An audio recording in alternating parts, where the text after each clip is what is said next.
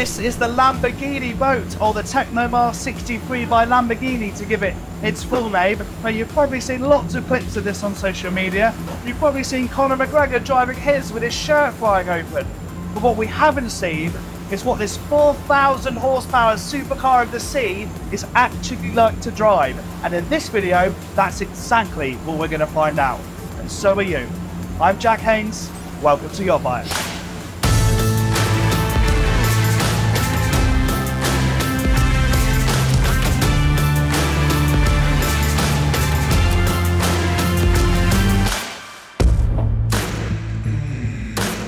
Now, if you want to experience what this boat is like, you can charter it in the south of France, and I'll put a link to the website in the description to this video. This is a great time to subscribe to the YachtBuyer channel if you want to see more reviews of boats like this where we take them out to sea and see what they can do. Subscribe now, hit subscribe, hit the bell icon, and you'll never miss another one.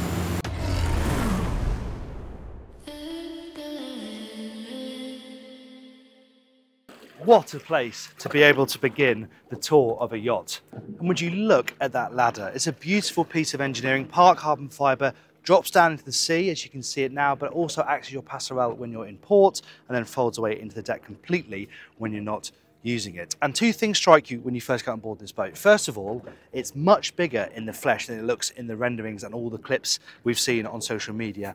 And of course, that glorious Lamborghini-esque detailing. Things like this beautiful lighting down here that apes the Aventador road car. We're going to come on to the lighting later on in the video. Even the fact this fare lead looks like a pair of Lamborghini exhausts. And of course, the 63 moniker all over the boat. And we'll come on to the significance of that number later on. But there's good boaty stuff as well. The fact that you have a decent carbon fibre shower here. This slots into the deck so you can come out of the water and have a proper shower, not just a deck wash.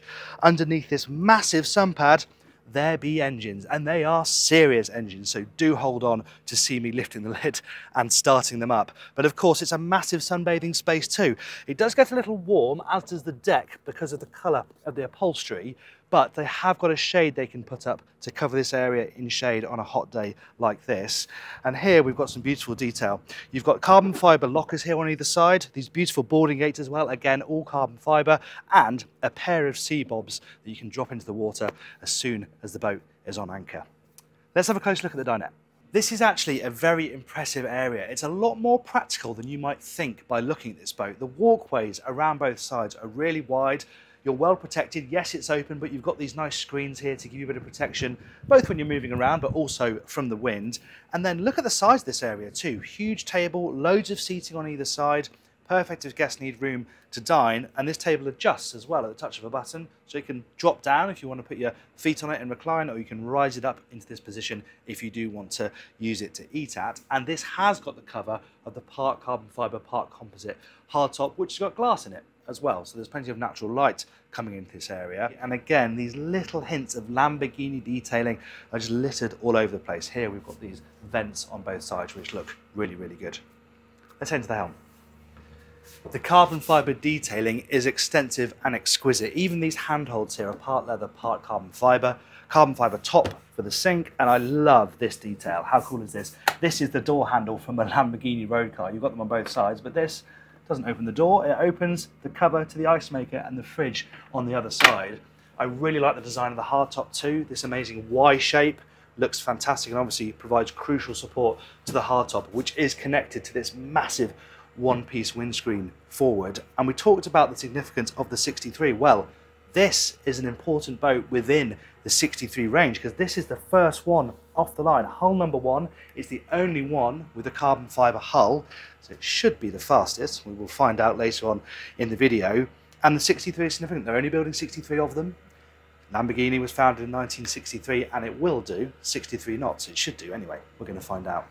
More glorious detailing when it comes to the seating. This is beautiful. Again, the carbon fibre work is just stunning. Lamborghini bull etched into the back of the seats. You've got the straps as well, so you can properly strap into these seats if you're charging along flat out. And of course, all of the glorious Lamborghini touch points at the helm station, which I'm going to talk about more when we fire it up. For now, let's head forward and check out the bow.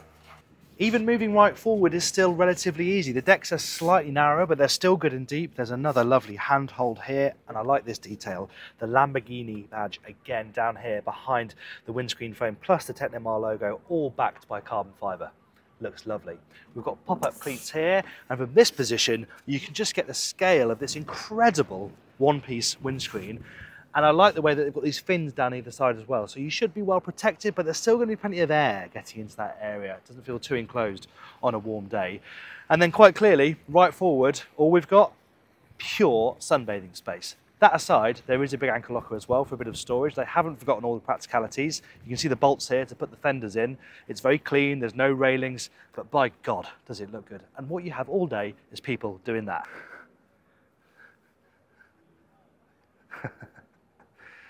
Right, let's go inside. Of course, Lamborghini doesn't know the first thing about building boats, so they left that job to a company that does. The Italian C Group, who owns Tecnomar, who builds this. They also own Admiral, who built the likes of Kensho and lots of other lovely big super yachts. So there's no lack of boat building knowledge on that front. And that shows down here. It's much more spacious and practical than you might imagine. And that starts with the galley. I mean, it is quite dark in this area, not so bad in the cabins, but this area is a little bit starved of natural light. However, behind all these fascias, there's some good galley stuff going on. We've got storage, we've got a fridge, there's a cooktop here, a microwave up there, a nice big sink, more storage up here, and some lovely detailing. Again, the handhold on the staircase, for example, this stitching that runs all the way around the interior. And if I pop this open, this is quite smart. You think this boat does 60 knots. What are you going to do with all the glassware and crockery? Well, put magnets in the bottom so that when you store them, they clip down to the platform and they don't move anywhere. Clever stuff. This is the guest cabin. Of course, there are Lamborghini references all over the place in here as well, from the shape of the windows to the shape of the storage areas either side of the bed, which have got sockets in them, the bed spreads, the Lamborghini name on the drawers underneath the bed, and even the speakers above my head. It's everywhere, but it does look great. And again, the practicalities are surprising. There's a big storage area behind this door here, which leads through to the shared heads. This is a somewhat hidden wardrobe as well, but again, you've got hanging space there, space for shoes. They've even got a Hoover in there as well, and the space is pretty good as well. Plenty of space above my head at 6 foot tall. 2 single beds, but a good amount of room to walk between them. And as I said, a very large, albeit shared, bathroom between this and the owner's cabin. There is only one bathroom on board, but at least it's a really good size, and we have our carbon fibre toilet, which is a must-have on any superboat. Lamborghini reference even in the shape of the sink, and this motif up here, and we've even got the little 63 on the towel pegs too. Very large shower cubicle though. In fact, headroom is great throughout this space, and if I open this door, we lead directly forward to the owner's cabin. Up here, natural light improves significantly. We've got much bigger hull windows on either side, and even the shield-shaped skylight to bring some natural light down onto the bed here. That has got a cover as well, so you can shade it off and have some privacy if you want to. But again, I am impressed by the amount of space. It's a very nice, easy cabin to walk around. You've got a decent-sized bed down here, space for electronics on either side. Both cabins have got flat-screen televisions too. Beautiful soft carpet under feet. It doesn't have quite as much storage, in fact, as the guest cabin, but there is a hanging wardrobe on the way in down there. But I think the entire summation of this lower deck is it comes as a welcome surprise. Yes, this is a big, fast day boat, but if you do want to stay on board, it's pretty comfortable as well. Now, I know what you've been waiting for. We want to go and have a look at that engine room. Before we get to the engine room, I'm sure you're wondering where the crew sleep, so let's head to their accommodation. Access to the crew cabin is through this hatch in the deck here. Well, this is the crew accommodation on board the Lamborghini boat, and as you might expect on a boat of this style and size, it isn't huge. And speaking to the crew who run this boat, generally they are doing day charters. They don't spend much time down here, the odd night. And when they do, they've got a pair of bunks, they've got some storage over here, a little bit more opposite the ladder on the way down, and through this door here, there's a separate wet room. It's not huge, I'll show you by standing up, but it's the space you've got, and as I said, it's pretty sparingly used. Right, let's go and look at those engines.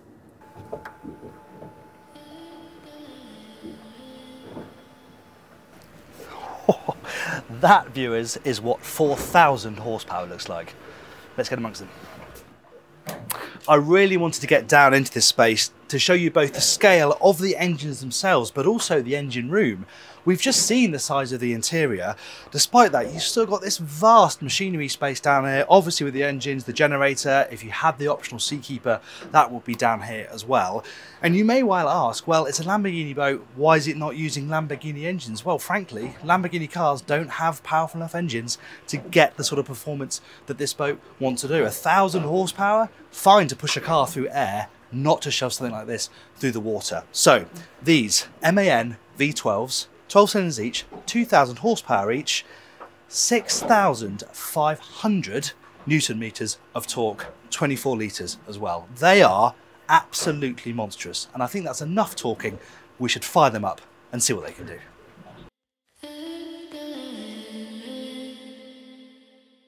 Let me run you through the startup procedure on this boat then. First of all, you plug yourself into this fantastic figure hugging seat and slide yourself right forward so you're really close to the wheel, and then we have these brilliant Lambo car style rocket launcher switches. One engine this side, one engine this side,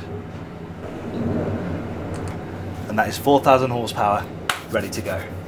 Well, this feels like quite a moment. We've been driving this boat for a long time, and I'm a car man as much as I'm a boat man, so testing something that spans both those fields is really quite exciting, especially with the Lamborghini Bull staring at me. I'm plugged into this amazing seat. I've got the Lamborghini-esque screens in front of me, and the knowledge that there's 4,000 horsepower underneath these throttles. So let's get up to speed and see what it's like, shall we? First thing, into gear. And there's always a good bit of welly with surface drives. Even when you go into gear, you're doing about 10 knots, even in dead slow ahead. You can then sync the throttles, so I'm only thinking about one throttle, which is nice. You cannot adjust the drives on this boat. This particular one, it's only got tabs. They stay right down until you're up to about 40 knots. So the only thing we have to do is feed in the power and see what happens. Slowly feeding that power in. There's a bit of resonance. There's all of that torque and that force comes through those twin shafts, and now we're starting to pick up speed. Oh my god, it sounds like a jet engine back there. And here comes that massive wave of torque. 20 knots, 25 knots. Those engines are something mighty. 1700 RPM, we are now at 30 knots. Good god. It's weird, the engines are quite visceral. There's no sense of speed though, because you're so well protected from the wind. That's 36 knots. 38 knots. It actually feels remarkably refined given how lumpy it is out here. 40 knots is where you lift up the tabs to try and get some air beneath the hull, but we don't want to be travelling much more than 40 knots today, but I will just bring the tabs up a touch.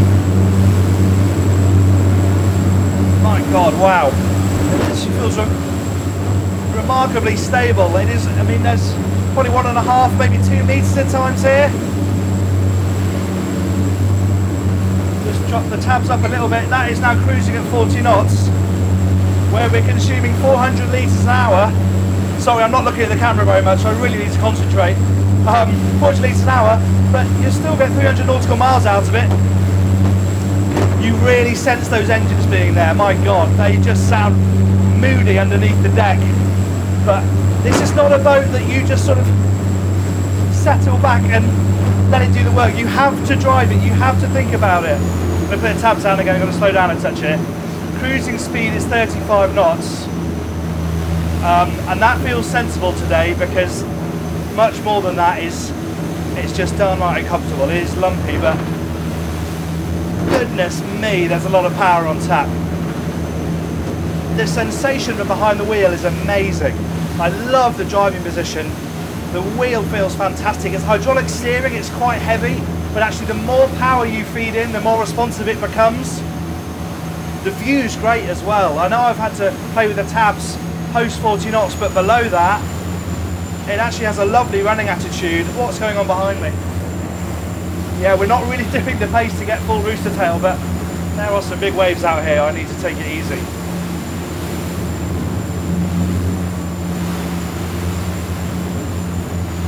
I'm actually quite surprised that we're managing to achieve these speeds even through this. But the noise when you add some throttle,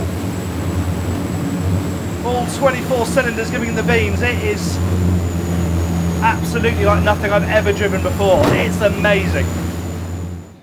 The mind boggles a little bit in that experience. It unfortunately wasn't peak conditions to try and get the best of its performance, but the most overwhelming feeling is that it's a very analog experience. This is not a boat where you have trim assist and you just set the throttles and the boat works everything else for you. You have to work to make this thing perform, and it's very rewarding when it works. You get out to 40 knots, you sort of wrestle it up to that speed, it's over the hump, you're traveling along, and then 40 knots you need to start playing with the tabs to get even more performance out of it. You've also got the control down here where you can switch between docking, cruise and Corsa. Only in Corsa the engines give you, the full amount of power, very much like the Lamborghini road cars. It is completely intoxicating, and the awesome power of those engines, out on the water when they're up and running, thumping along, that torque is pushing you forward. It is really unlike anything else I've ever driven. There's a risk that you approach a boat like this where there's so much hype, you've seen so much, you've heard so much, that it may disappoint. And even in far from ideal driving conditions, it still stands out as one of the most remarkable driving experiences I can remember. So it's not just the Lamborghini badge, it's got that Lamborghini essence as well. But before we wrap up, something I really want to show you is what this thing looks like at night. So let's get to night mode.